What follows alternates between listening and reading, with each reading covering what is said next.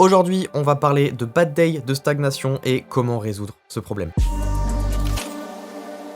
J'espère que vous allez bien, bienvenue pour cette nouvelle vidéo YouTube. Comme je l'ai dit précédemment, on va parler des fameux bad days, comment moi je les gère et comment je vous conseille de les gérer. Petit disclaimer, il n'y a aucune explication scientifique sur ce que je vais dire. C'est purement mon expérience, purement mon avis. Vous êtes libre de faire ce que vous voulez. Si ça fonctionne pour moi, il y a de grandes chances que ça fonctionne aussi pour la plupart des gens et ça fonctionne aussi pour les élèves que j'ai en coaching. Donc je vous invite quand même à l'essayer pour pouvoir vous faire votre propre avis. Quoi qu'il en soit, ce que je vais vous dire, je l'ai jamais entendu nulle part. Donc je pense que cette approche va être plutôt intéressante. Je vous fais cette vidéo parce que pas plus tard qu'aujourd'hui, j'ai fait en fait un bad day. Qu'est-ce qu'un bad day? Du coup, c'est un mauvais jour. C'est un jour d'entraînement où on a perdu énormément de performances. Nos performances sont vraiment basses, ça ressemble pas à ce qu'on a d'habitude et c'est anormal. On a peut-être soit une baisse de motivation, soit on se sent fatigué, soit on se sent lourd sur des planches, des front levers ou n'importe quelle autre séance. Et donc, on va voir comment gérer ça. En fait, ce qui se passe, c'est que il y a deux cas de figure. Le premier cas de figure, en fait, c'est le plus simple. C'est celui que vous avez sûrement rencontré et puis vous avez eu aucun problème avec ça. Vous vous sentez lourd, vous vous sentez fatigué, en fait le corps a besoin de repos, vous vous reposez 1 ou 2 jours et quand vous revenez sur l'entraînement, et bah ça se passe très bien et il n'y a plus de problème, vous avez récupéré vos performances, l'entraînement est reparti, c'est parfait. Dans ces cas-là, vous n'avez pas trop besoin de conseils, vous avez appliqué les bons trucs, ça vous a fait perdre 1 ou 2 jours, mais c'est normal, on passe tous par là. Et pourquoi? Parce que le street workout est un sport principalement basé sur l'endurance. Les sports d'endurance sont beaucoup plus propices à faire des vagues parce que forcément ils reposent beaucoup plus sur de la motivation et sur du mental que un sport où il va y avoir une seule répétition qui va être généralement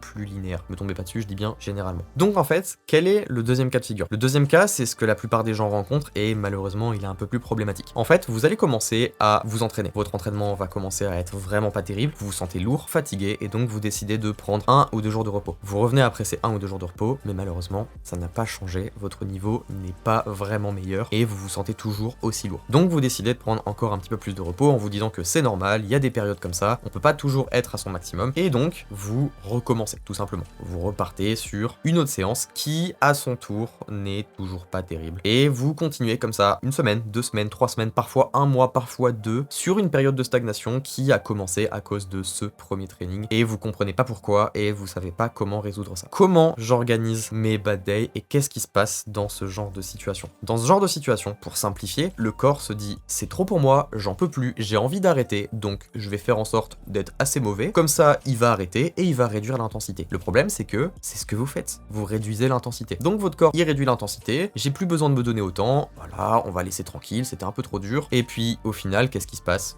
Vous perdez des performances. Donc quelle serait la solution et qu'est-ce que moi je fais dans ces cas-là? En fait, je fais l'inverse. Quand j'ai un bad day, je vais faire une séance qui est 2 fois plus dure, 2 fois plus longue. Ça peut paraître un petit peu contre-intuitif, mais au final, ça ne l'est pas par rapport à l'explication que j'ai dit. Le corps est en train d'essayer de me faire ralentir parce que il a la flemme, en gros, hein, si je simplifie. Du coup, je vais lui montrer que non, je vais aller 2 fois plus fort et qu'il a pas le choix de se renforcer et de continuer à être endurant parce que la séance d'après, ça risque d'être comme ça aussi. Et il a pas le choix, il est obligé de se renforcer pour pouvoir suivre ce que je viens de lui faire endurer. C'est-à-dire que je le mets dans une situation, comme on dit en muscu, choquer le muscle, ce genre de choses, où vraiment il va se dire là c'est vraiment hyper difficile, s'il me remet ça la fois prochaine, il faut absolument que j'encaisse. Donc en fait je vais pas lui laisser le choix que de progresser. Ça va être une séance qui va être extrêmement dure mentalement parce que je vais me sentir super lourd, ça va être une séance très mauvaise, les performances vont être horribles, la forme va être horrible, chaque répétition va m'essouffler au maximum, mais c'est nécessaire. Généralement en fait ça relance la machine. Je gère la plupart de mes bad days de cette façon là. Et le problème c'est que j'entends très rarement des gens gérer leur bad day de cette façon là. Je dis pas que c'est la solution pour tout le monde, mais je vous invite quand même à essayer cette méthode là. Parce que vraiment je pense qu'elle peut débloquer beaucoup de choses, elle peut éviter des mois de stagnation. Faites attention tout de même parce que je peux pas vous donner une explication claire et précise des deux cas de figure, quand est-ce qu'on est dans l'un, quand est-ce qu'on est dans l'autre. Je rappelle, le premier cas de figure c'est effectivement il y avait besoin de repos et le deuxième cas de figure c'est en fait il y avait pas besoin de repos, il y avait plutôt besoin de choquer le corps pour lui demander encore plus parce que il avait pas le besoin de s'améliorer. Vos entraînements étaient un petit peu plat et du coup il commence à réduire et donc vous réduisez avec. Comment savoir qu'on est dans l'un ou dans l'autre? Parce que si jamais on est dans le premier cas de figure, que le corps a vraiment besoin de repos et que vous forcez encore plus, vous allez vous dire je risque de plus me blesser et je risque d'être encore plus fatigué. C'est vrai, malheureusement je n'ai pas de réponse à ça, à part tester. Si ça fait déjà 3, 4, 5 jours que vous stagnez, que les entraînements en fait c'est toujours pareil, il y a de fortes chances qu'en fait vous êtes juste en train de succomber à votre corps et que vous soyez en train de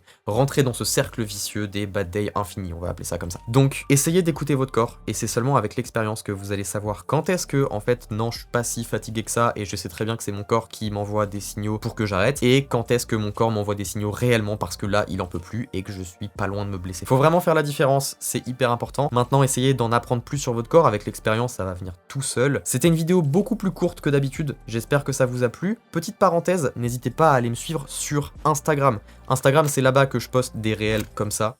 En termes de qualité, je pense que ça plaît à pas mal de gens. En tout cas, j'ai reçu beaucoup de messages, donc merci beaucoup pour tous vos retours, ça fait ultra plaisir. Et je poste aussi très souvent en story des sondages pour vous demander un petit peu ce que vous voulez comme vidéo YouTube. Il y a eu d'ailleurs des sondages aujourd'hui, et puis j'ai pu prendre pas mal de notes sur vos suggestions, et donc ça apparaîtra très prochainement sur YouTube.